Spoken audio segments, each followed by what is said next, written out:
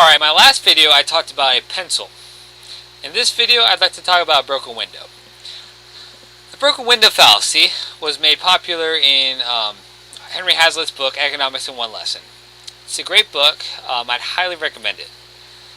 He got this fallacy, this story, from Frederic Bastiat, who was a 19th century French economist and philosopher.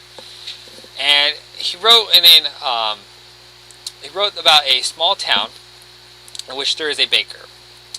And one day, a hooligan takes a rock, throws it right through the baker's front window, shatters the glass. Now all the townspeople gather around, they take a look at this window, and they're like, "Oh, this is so bad for our friend the baker here." They're gathering around looking, and then one of the guys, probably the village idiot, takes a look and says, this is bad for our friend, but there might be some economic gain that could come from this. This actually might stimulate the economy.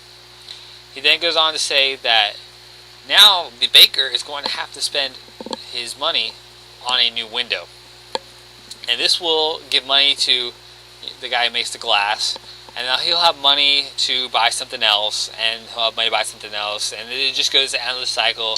It's going to stimulate the economy, so this is actually quite good. Now, the baker comes at this point. He says, you're looking at what is seen. The important thing is what is not seen.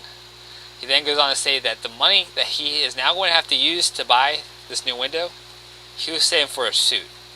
So now the tailor is not going to have that money for a suit, and so on and so forth.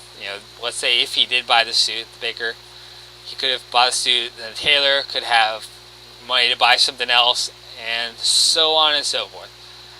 And that would actually be the greater good for the economy. Because in this case, the baker could have had a suit and a window. Now he just has to buy a window, which he already had before. There has been no economic gain, no new wealth created at all for this town here.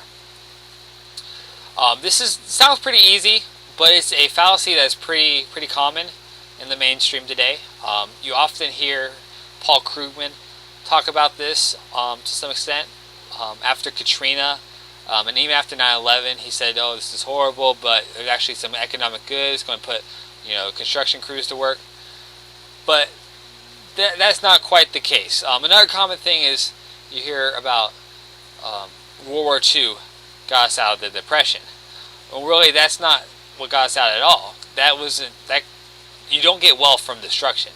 During that time, they had the ration meat, ration butter and stuff, and they really weren't living that great. It was only after World War II that the economy started to get back and to going again, when they repealed some of the New Deal stuff. But the message of this is really just when we're looking at matters, and this comes from Henry Hazlit's book, is that what is not seen is just as important as what is seen.